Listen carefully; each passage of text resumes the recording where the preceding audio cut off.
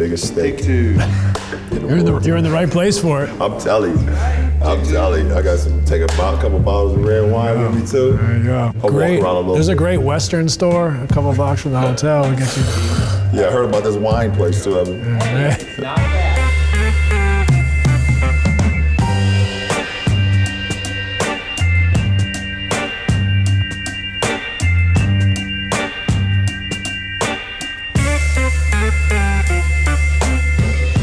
Welcome to Mind the Game, brought to you by Uninterrupted and Wondery. This episode, we dive into the playoffs. What's different? What's unique? What are the challenges that playoff basketball presents to NBA players and teams? With LeBron James, myself, two guys that have played in a bunch of playoff games and kind of seen it all. So I hope you enjoy this conversation. Please subscribe if you haven't, and we'll see you next time.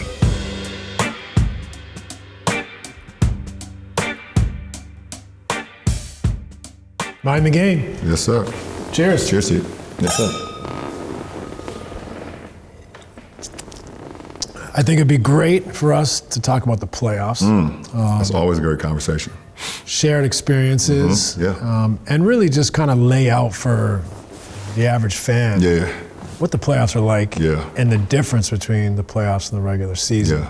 The number one difference, I think you see it immediately, is the intensity. For sure. Right? For sure. I think that's what makes the game great. But it's more than just physical intensity.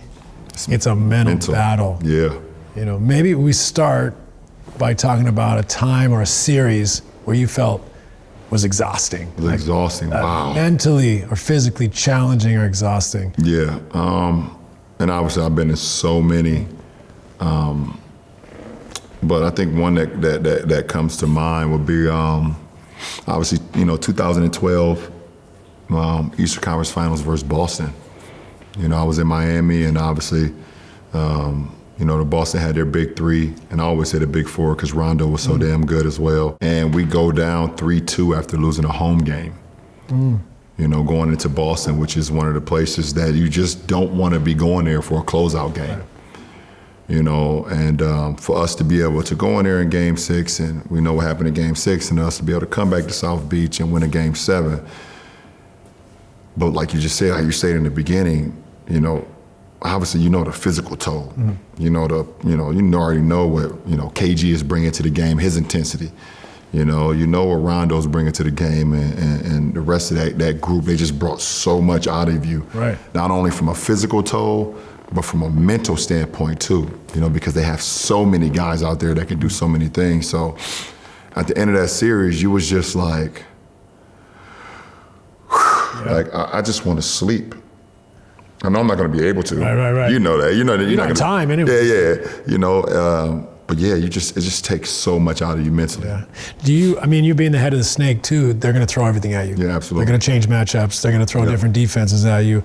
Can you talk a little bit about that, like always having to think for your team as a creator? Yeah, absolutely. And obviously that comes with preparation even before the series. It comes with preparation before the series. It comes with getting into the film, really breaking it down now, seeing, ways they've guarded players, ways they've guarded you throughout the regular season. How many different ways can they switch it up, and also just always being ready, and, like you said, me being the head of the snake, you have to always be ready, and because they could guard you one way in the first quarter, they could switch it up in the second quarter, guard you a different way in the third, and in the fourth quarter it could be totally different. So you always have to be aware of the matchups, of the calls, of the way they're guarding you, how they're guarding you in the post, how they're guarding you on pick and roll, how they're guarding you on ISO situations. That is also mentally draining as well. But if you're ready and you're prepared, you put yourself already above the curve as well. To when it comes to the mental side, you're able to be like, okay, I'm ready for this, I'm ready for that. And sometimes it takes a couple games too in a series. You can do all the studying and all the, sometimes it takes a game or two to get into the series to be like, okay, now I'm ready. Now I'm fully prepared. I knew I was ready, but now I'm fully engaged and fully prepared on what's at hand. Right. I always remember playing against the Spurs a lot. Yeah, man. In the playoffs. And it's tough. Usually put a big wing on me. I got Timmy at the rim. Usually back in those days, they had two big guys at a 7-footer next to Timmy. Papa sometimes would shrink the floor. Sometimes he'd stay at home. That was one of the things that and I knew he was fucking with me. Is that he would stay at home so that I couldn't throw the ball around the gym. And he knew I wanted to. And just playing that mental game. And I know what he's doing, and I'm trying to find the right balance and not, hit my head against the wall. And that's exhausting, right? Trying to do what's right for your team, but then also do what's right for you, attacking the defense, taking what's there. For that game. It could change. It could change by the possession, the quarter, coming out of a timeout, or it could change later. I think it's interesting because numerically the playoffs don't look that much different than the regular season. But they're so different. Right? Like I got some numbers here. When you talk about like points per possession, they go down 1.5. Right? Now you could say that's nothing. Still, margins, right? That's an average. Effective field goal percentage, goes down 1.5. Something. They all add up, right? But where it does actually show is pace. Goes from 98.5 to 92.6 in 2023-24. True shooting percentage goes from 580 to 566. The other one that's kind of a larger margin is assists. Assists go down. Assists go down. I mean, we could talk a little bit about that, but it's essentially what happens is these are intense scouts. You are taking people out of what they want to do. There you go. You said it right there. Assists go down because ultimately a role player can win or lose you a game. 100%. And when it comes to coaching and you get from one round to the first round, second round, conference finals, there's certain guys that can win you a game. And when it comes to coaching, they're going to say, Steve is going to do what Steve does. Luka's going to do what Luka does. LeBron going to do what LeBron does. Kevin Durant's going to do what Kevin Durant does. But it's that guy or that guy. In their wins, he averages this. In their losses, he averages this. That's the assist, because myself, you, Luka, guys that we know we need our teammates. We know in order for us to really reach our pinnacle, we have to make sure that these guys are super engaged on the offensive end as well, because they're going to defend the hell out of the ball. They're going to be scrappy. They're going to run through a wall for us. But we need them to make those timely shots, and that's where the chess game comes in. You know, and I think that's what you're saying. The assists going down because now coaches are saying, okay, that guy in wins and that guy in losses, we got to be able to try to take him out. That's right. It's interesting. It's not just the intensity and focus of the scouts. It's also the intensity of the play. Now, there's no more back-to-backs. Especially the first round gets stretched out a bit. So it's less travel. You're staying in the city for 2 games. So all these things allow, and life or death, right? As a basketball player. It's the first 16 wins. It's not 82. Fighting for your life. So you throw all the fatigue away, and that's not to, diminish what we do in the regular season, but like it's a lot of games. I mean, you go from, it would be the same if a runner, hey, for 6 months, you're running a marathon. 6-8 months, you're training for the marathon. Trying to get through it. You're just trying to get through it. You're running a marathon for 8 months. On the back end, for those last 2 months, now you're running a sprint. Great analogy. You are running a 100-meter yard dash. That's what it comes to. That's what it comes to. And we know we're all gearing up. We're all gearing up, and it's no knock on the regular season, but you're gearing that up. You're gearing everything up to get to that point where now it's a 100-meter yard dash, 200-meter. Like it's like we get into it right now. There's no tomorrow. Your comment about like sometimes it might take you a few games to get into a series. Well, part of that is because the physical intensity of the defense. You've seen them in the regular season, but if they're going to blitz you in the playoffs, that is a different blitz. It's a different blitz. That is a different blitz. That is physical. That is hands. That is body, feet, everything, taking away space. So like that sometimes is an adjustment. And the referees allow it a little bit more too. Physical. Sure. And I've always equated like the regular season to the playoffs is like playing in the NBA to now playing in the Olympics. It takes a couple games playing in the Olympics for you to get to the point where it's like, oh, they're allowing us to play a little bit more physical. oh, I actually like this, but I need a game or two to actually get to it. Right. You know, and that's how the regular season to the playoffs is. The refs allow it, and I love it. And I love when you can be more handsy, you can be more physical, and you know, and it's not, the whistle is not blown as frequently. Right. You know, so like you said, it takes a couple games, because if you've been training your body and been playing a certain way for 8 months, and then all of a sudden within 1 week you have to now go into the postseason where everything is more physical, everything is faster, everything is more intensified. It may take a game. It may take, hopefully it doesn't take 2 games, because then you could lose a damn series that way. But it may take a game. It may take 2 quarters. It may take 3 quarters for you to get into it. But you're hoping that you're the team that it takes less amount of time to get to that than the other team, your opponent you're playing. Yeah, for sure. I mean, there's the physical intensity, obviously, with the scheduling, being in the city longer, all that stuff. There's the focus scouts. You know, we all take time to understand what's the style of play of this team. What are the actions they run? What do they do side out of bounds, end out of bounds, end of game, get in plays? You know, what's their philosophy on fouling? You know, all sorts of things go into it. What are our schemes? What suits our style of play against them? You know, what are their schemes? How do we attack them? So there's a lot of studying that goes on. Tendencies, taking tendencies away. So there's the physical intensity, there's the mental intensity, right? Like that, those 2 things combined make it completely different. And by the way, it's the most fun you'll ever have in your life. For sure. Right? It's the most fun when the stakes are on the line. Refs aren't calling as much. You're fighting. And then there's the component of you're going to see the same guys 4 to 7 times. So it gets a little bit personal. Yeah, it does. You know, it gets a little bit personal. We're all proud. We're going out there. You know, there's another part of this that's really important. It's the human side, right? Which we've talked about before. But that emotional roller coaster of, you know, you go and play a team and you beat them handily, you feel like you're never going to lose again. You know, a team beats you and you got no answers, you feel like you're never going to win again. That's never really the truth. Never. Very rarely the truth. Can you talk a little bit about your approach with your teams, you know, in that roller coaster of the playoffs and trying to keep your team even keel? How do you lead? How do you manage them? No, you just said it. You said it perfectly, man. Just like, it's always like, until you get 4 wins, it's never over. Right. It's never over. And I know we've never in NBA history had a team come back from 3-0.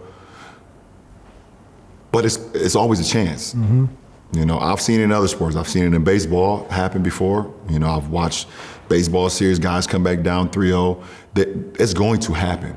So until you win 4 games in a postseason, it's not over. So it doesn't matter if you go on the road, you start on the road, and you beat the team by 25 game 1. Game 2 is going to be the hardest game that you have to play. Right. They're mad. They're sitting at home. They're pissed about the game that they lost, what they didn't do well, how they didn't play well. The coaches is on their asses. Embarrassed. They're embarrassed.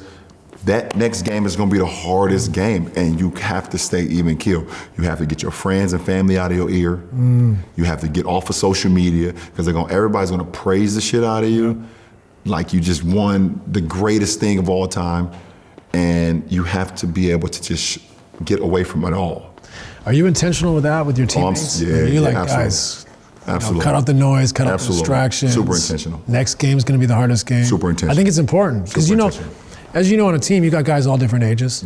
All different experiences, mindsets, emotional toll. So you might have a young guy that doesn't know any better. You might have an old guy that maybe hasn't played as much and now you need him. You got all these different factors trying to balance. I think it's so important to talk through sometimes, like, because it's human nature. We feel good. We feel overconfident. And they feel like their back's against the wall. It happens so many times. Talk about no one's ever come back from 3-0. I almost got beat. We almost got beat. When I played for Dallas, we played Portland. We're up 3-0. We had to win Game 7 at home.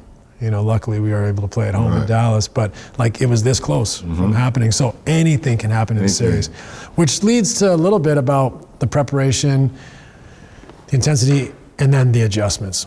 So you go into a series, you have a game plan, you have a way of playing, and it's about balancing who are we, who are they, how do we attack them, how do they attack us, how do we stay true to who we are while also playing them in the prism of how we can take things away from them. Right.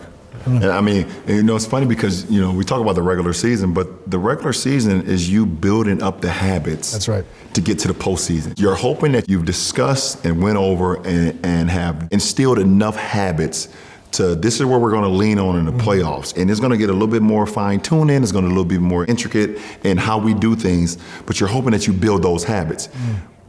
Now, who we are is who we are. Agreed. But the best teams in the postseason is the ones that can make adjustments on the fly. If things are not going great, teams. An IQ team. Now, we're not saying to throw the whole damn thing out and throw it in the trash, but to be able to just to fine tune this or maybe to switch this up and be able to make adjustments on the fly. Give them a different look. Give them a different look. I always say it's so much easier to be a Monday morning quarterback. Right. You know, we lose the game on Sunday, and everyone and their mama and daddies can go break down the film and say, well, this is what we should have did. This is what we should have did. Okay, all right, everybody, calm down. Absolutely, you're absolutely right. But to be completely honest, how can we do it on the fly as well? And I think the greatest teams that we've seen, no matter if they've won it or not, because there's a lot of things that go into winning and losing, but the greatest teams, I believe, has been the ones that be able to can make adjustments on the fly from one game to the next game, and also still having that core that's built over the last 8 months. Right. You know, it's interesting you talk about teams, like there's that human element too, is, you know, I think great teams have, like teams that win championships, get to finals, they have similar characteristics. You know, you have a leader, you have a hierarchy, essentially means people understand their role. They try to start the role. They sacrifice for their role. You have IQ. You have resilience, toughness. And really toughness, like it's going to be physical in the playoffs, but the toughness is really mental. Yeah, for sure. It's mental. Like you can't give an inch. You can't forget a play. You can't forget a rotation. You have to be sharp. You have to be early. You know, all those things that just make the little differences because the margins are so fine. You know, I think it's fascinating to see how often you get to the finals, two smart teams. Two mentally strong teams, two teams that can make decisions on the fly. You've played on some of those teams. Like talk about maybe some of your Miami teams, the way you're able, or the Lakers team and one in the bubble, like how you guys were able to make quick adjustments, read off each other, and use your IQ to solve problems. Well, no, like you said, I mean, you know, once you get to the finals, it's, like you said, two high IQ teams, the best players are on the floor. Everyone knows what that team is going to do. I know what you're going to do. You know what I'm going to do. And the margin is obviously how can we get into a game and execute with them knowing what we're doing, but also how can we make adjustments that they may not know we're making. That's takes mental. A while to recognize how they've changed something. Yeah, that you've changed something. They say, and you hope that it takes a game. Yeah. If not a game, maybe a full quarter, maybe even two possessions. Yeah, steal two. Yeah, if you could steal two possessions in the postseason, game, especially in the finals, that can win you that trophy. Because it's you see it all the time, how the game comes down to one or two possessions. Right. You know, and it's not because, you know, okay, both teams are that equal. Yeah, of course, you know, you got the one Eastern Conference team who got there, the one Western Conference team that's there. But it can literally come down to like one adjustment here that they didn't see or we didn't see. Right. You know, and I've been able to be a part of, you know, 4 championship teams where there were times we made small adjustments, you know, and we made plays late game, you know, or late in the third quarter, you know, that end of that third quarter that you could ride that momentum going into the fourth. Right. You know. Yeah, you know, just shifts the momentum. Small shifts, you know, and like you said, the biggest thing that I know for sure that I've had in my 4 championship teams, we had guys that knew their role to a T, and we were very smart. We were very smart, high IQ guys, and we could really, really just make adjustments on the fly. Yep. You know, my Miami teams could make adjustments on the fly. We could play 2 bigs at times. We could play 1 big at a time. We could blitz pick and rolls. We could switch pick and rolls. We could show and peel. You know, we could blitz, and the guy that's coming out of the blitz don't even run back to the hole. He could just peel to the top of the key. We're reading each other. It's the communication. My team in Cleveland, we could do the same thing. We could play Tristan and Kevin Love together at times. If we didn't, we could play Channing and RJ at the 4 and 5. We spread everybody out. Now we can switch a lot of, you know, things. You know, and obviously my team in 2020 with the Lakers, we could play 2 bigs with Dwight and JaVale, or we could play 80 at the 5. You know, we had so many savant guys. Myself and Rondo could be on the court at the same time with Alex Caruso. Yeah. You know, where now we got these. We not only thinking the game, we're also mastering the game while we're out on the floor. So it takes a lot, you know, to win a championship, and it's not easy. But damn, it makes it a lot smoother when you know you have guys out there that's on the same wavelength or even close to the same wavelength. If I could look at you and be like, and you're like, oh. Yeah. You know, what's known don't need to be said. Right. And some of that comes from experience. Like that's Absolutely. why I think it's hard. Collective experience. That's why, like, for example, your first year in Miami, you guys losing the finals. Yeah. A big part of that for me is collective experiences, being there before together, having those collective scars where you see in someone's eyes, we're going to be fine. You're down in game 3, 13 points in the third quarter, and you say, we're going to be fine. Whereas if you haven't had that collective experience, those can be trying moments. Yeah, for sure. You start to question everything. Yeah, right. You start questioning yourself. Yep. You start questioning the guy that you haven't been in the foxhole with it enough. Right. You know, it's just human nature. You know, if you haven't been in those experiences enough, you don't know what to fall back on. And, you know, my experience my second year in Miami, you know, losing that year before gave me enough experience to know how to handle adversity even more. Right. You know, how to go into Boston for a game 6 down 3-2, and everybody is saying that this is over. Yeah. You know, how to come back in 2016 after losing in 2015, you know, and how to handle adversity being down 3-1. Right. Because of the things I've learned over the course of the past, you know, and having those moments with my teammates to be able to be like, we're fine.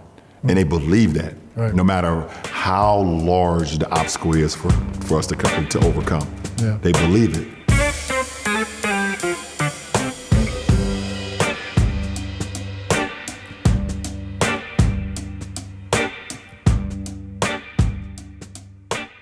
You know, as someone who's always looking for that next rush, whether it's driving the lane or threading the needle, we get it.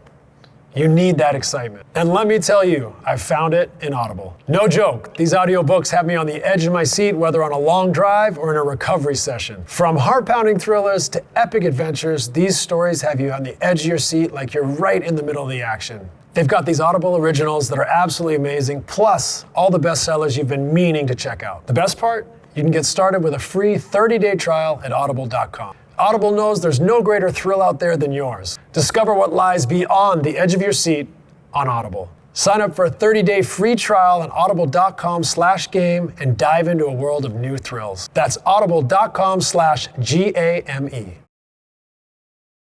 You know, I also think like the first round, while it can be battles, it can be level, a lot of times the playoffs change every round a little bit. Absolutely. Especially by the time you get to the finals. Oh, yeah. You know, little anecdotes, but like you often see benches shrink every round. You know, a team might try to play 9, sometimes even 10 in the first round. Yeah. Next round, it's down to 9 or 8. Next round, it's down to 7 sometimes when you get deep in the playoffs. You know, it can also change in other ways, but like one of the examples is, you know, who's going to blink first? You know, you start a playoff series, but if you're the 1 seed playing the 8 seed, for example, oftentimes the 8 seed's already blinked before it started. We're going to try something to take something away from you. You know, I always think of basketball framing in a way of like basketball is about creating and exploiting space and constricting space. Offensively, you want to create space and exploit it, make it difficult for the defense. Defensively, you want to take space away. How can you do that? Now, we go through roster composition, style of play, everything that's got to fit, chemistry, all those things. But as you get deeper in the playoffs, I think you notice, like, for example, you get to the finals, now it's a blinking contest because both teams feel like they're coming with their fastball. And then it's who's going to blink first and make the first adjustment. Now, another point I want to make and hear your thoughts on is also the Monday morning quarterback comment. Like, not all adjustments work. Oh, absolutely. People think we're just going to plug this in and it's going to work. Absolutely not. Like, a lot of adjustments don't work. Right. And to your point, a lot of adjustments aren't big, we're going to blitz pick and roll. It's, I need your feet to be here. On this rotation or on this trap or whatever it is. It's micro adjustments that make all the difference in the world. You having been in the finals, can you talk a little bit about that first blink and what that's like for a team to either be the one that blinks and changes and how that can change things for you, or it can be an admission of inferiority sometimes? No, like, I mean, listen, I've been in finals where I felt like the opponent was just more worthy. You know, I mean, my first time going to the finals in 2007, you mentioned the Spurs. Yeah. You know, it's not when you play the Spurs. Not only are you trying to defeat the Hall of Fame players, you're also trying to defeat the Hall of Fame coach. Can I stop you there? Like, was Pop a spy? The military? Like, I'm serious. Yeah, for sure. He spoke Russian. Yeah. He from the Air Force Academy. Yeah, for sure. Like, I think he was on his way to be an agent for for the United States government. Yeah, and you're trying to win a basketball game against him. Yeah, for sure. I always felt like there was a little bit of a disadvantage or a hill we were trying to climb just with Pop himself. Yeah, for sure. You can sense it. Like, okay, I have to guard Tony, Manu, Timmy, and then you see, okay, maybe they may be a little tired this quarter, maybe. And then you look to the sideline and you got Pop over there, and he's like on the floor as well, but standing on the sideline. Right. So when it comes to like who blinks, and I think before you get to the blink, they never beat themselves. No, never. Because to your point prior, their habits. Yeah. They were resolute about their habits, so they never beat themselves, and that is exhausting for the other team. Yeah, absolutely. Right. You absolutely. When you come into a series, versus a Gregg Popovich team, versus a Bill Belichick football team, we have to beat them. Right. They're not going to beat themselves. You know that.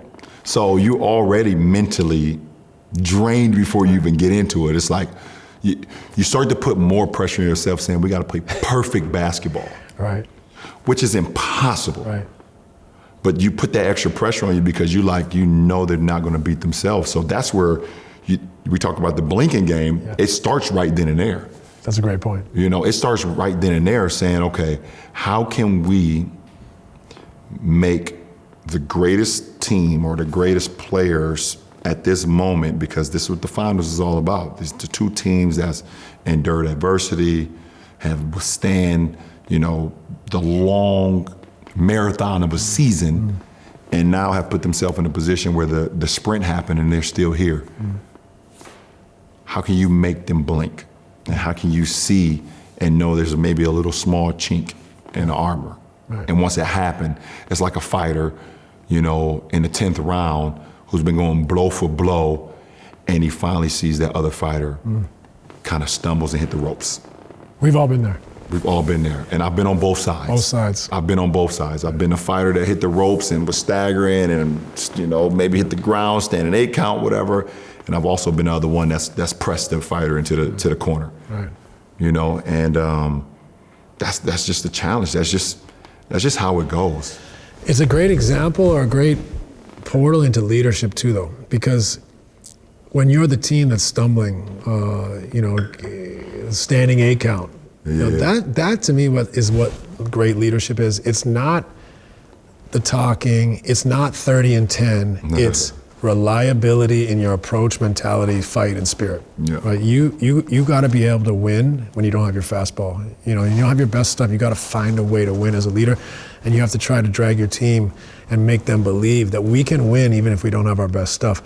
So it's often there's adjustments happening. Mm-hmm. Then there's standing 8 count, and then they overcome that. Now the series has changed again. Talk to me a little bit about, usually a team blinks.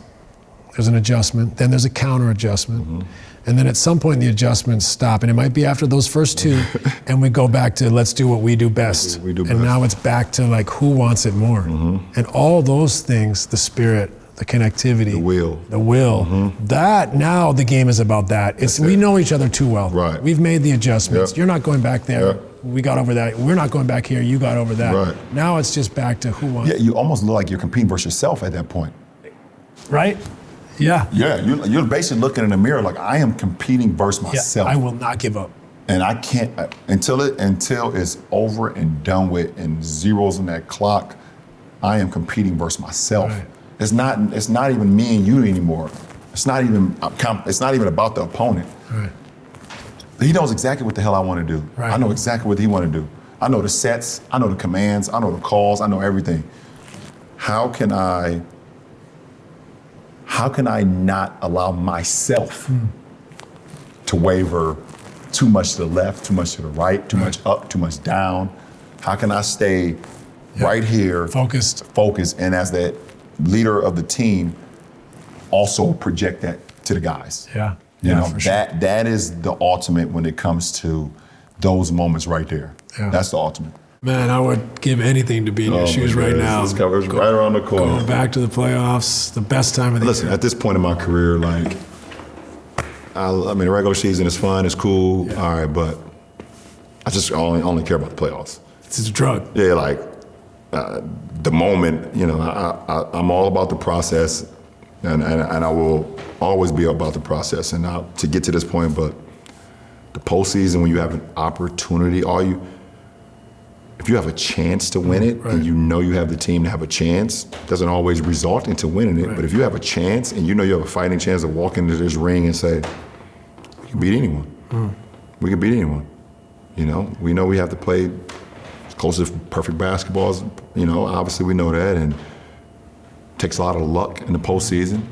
You know, we understand that, but you know, when it comes to playoff basketball, man, it's definitely a drug for sure. To me, that's adapting to pressure. Once you have faced pressure and succeeded, it's intoxicating. Yeah. Now, like, you always want more stakes. It's like in the regular season, you come alive in a close game down the stretch in the fourth quarter. You're a different person slightly than the first three quarters. Yeah. Right? We're human. But that part of it is what I would give anything to go back and be able to play in the playoffs, because the pressure, the feeling of everything being on the line. At 40, you're 22. Like, tell me about that. You still have that in your life. Yeah, like, I think you just said it. Until you overcome the pressure moment, you have no idea if you can do it. Right. It's kind of terrifying. Right. You get into those pressure moments and it's like, I don't know if I can overcome this, or I don't know if this is too big for me, or whatever the case may be. However, you know, the human body or the human mind tricks you. Right. And then you're able to do that, and then you're able to stack that and do it again, and do it again, and do it again. And it doesn't always result in win, loss, or draw. It's just a moment of succeeding something that you didn't believe at times or didn't think you can overcome. And back to your question, for me to be at this point in my career, you know, 2 decades plus into this, and still have an opportunity to play in the postseason and know that I'm a big part of the puzzle, it is it's worth losing sleep over. Right. And I'm a guy who, we talked about this a lot. Right. Take care of your body, sleep in and all. For 2 months, if I'm lucky enough, I am okay with losing sleep over. Yeah. Yeah, best time of the year. Best time of the year. Best time of the year.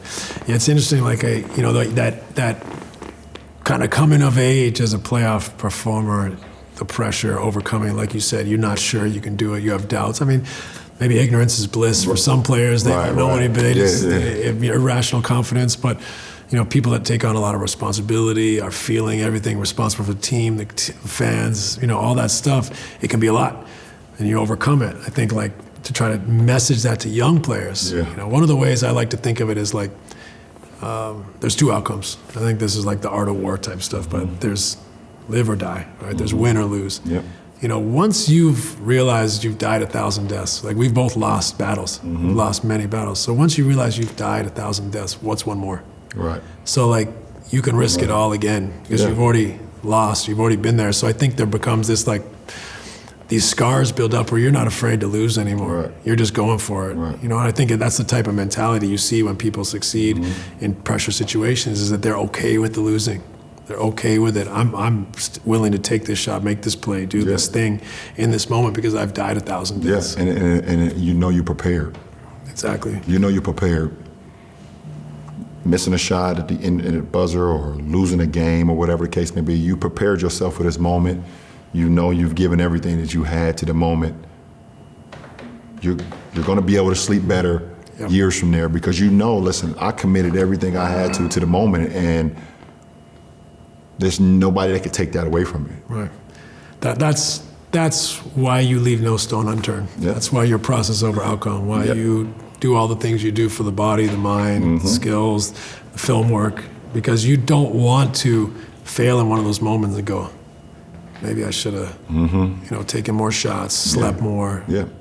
And now you're done, and you looking back on something that you can't get back. Another part about great teams is versatility, especially in today's game. In the old days, you had much more of a roster constructed of 6 foot to 6'2" point guards, 7 foot centers, and power forwards. Now it's like we've kind of compressed all that, right? Yeah. It's like as many wings, positionless. Positionless. So you're talking IQ, you're talking guard multiple positions, you're talking guys that can play blender. The versatility, like you said, to be able to make adjustments on the fly, to read and react.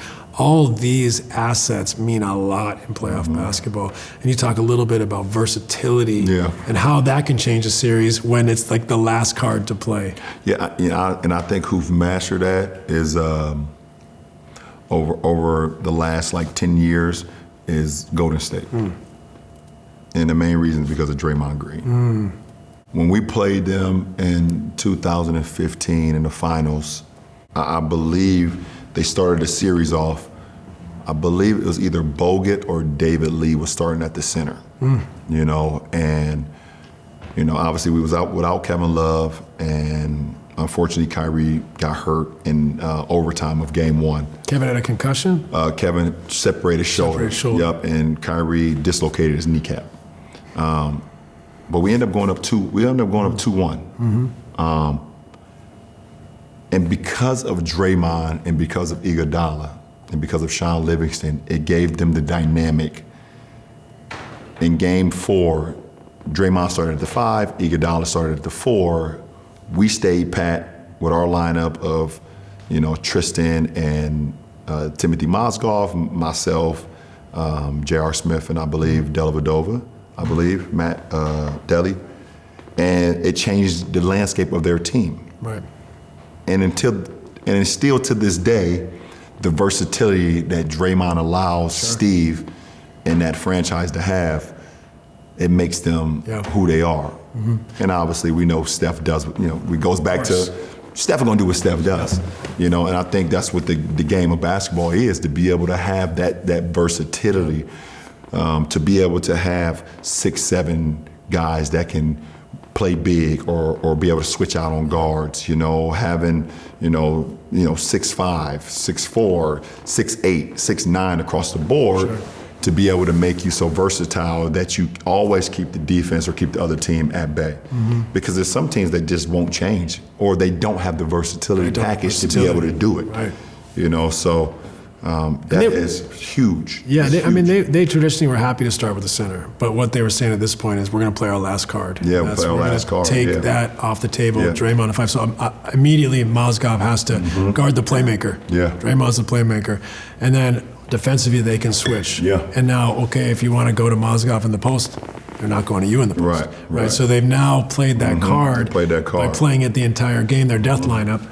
And so now it's a blanking contest. Are you able to stick with it, or are you going to have to go to the point 5? I think they showed the league a lot. I mean, we did it, obviously, in Miami our second year when Spo was a genius to be able to move Bosh to the 5. We played big early on with Joel Anthony and Chris Bosh, or Udonis Haslem and Chris Bosh. And I think when Bosh went to the 5, it gave us some versatility as well.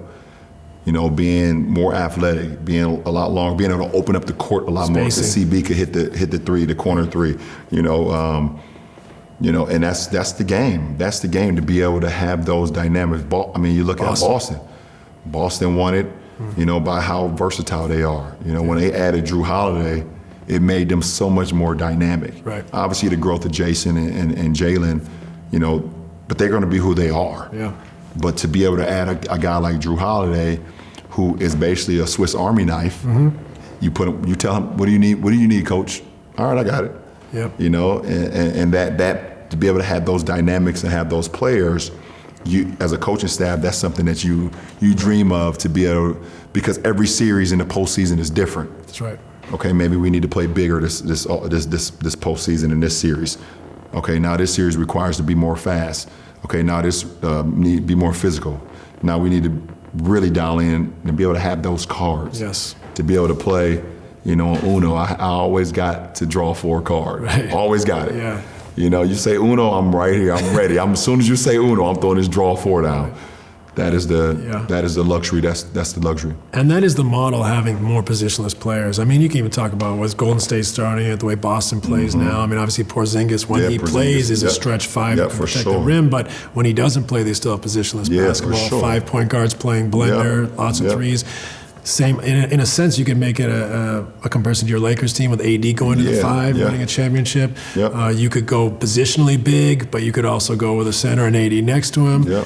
You look at this OKC team. They not only have all sorts of guys that can switch, guard multiple positions, but can play blender, make open shots, or they can go with the 2 bigs, with Hardenstein. So you're talking about the top teams. Same with Cleveland. Same with Cleveland. With the 2 bigs, or they taking have one Mobley off at the 5, or Jared Allen playing right beside him. Yeah, absolutely. Optionality, and one of the cards has to be being able to switch. The other card is being able to go a little bigger. Those cards. Not everyone has. And that is a luxury. That's right. And then you get to the leadership hierarchy, the resilience, toughness, the IQ. And that's what it is. It's the teams that have the profile on the roster, that have the buy-in, that have the leadership, the hierarchy, the resilience, the mental toughness. That's who you see in the finals every year. There you go.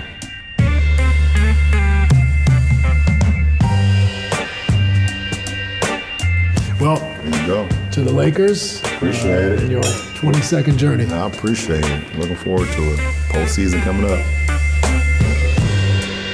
Thanks for watching Mind the Game. If you enjoyed the show, please subscribe for more content.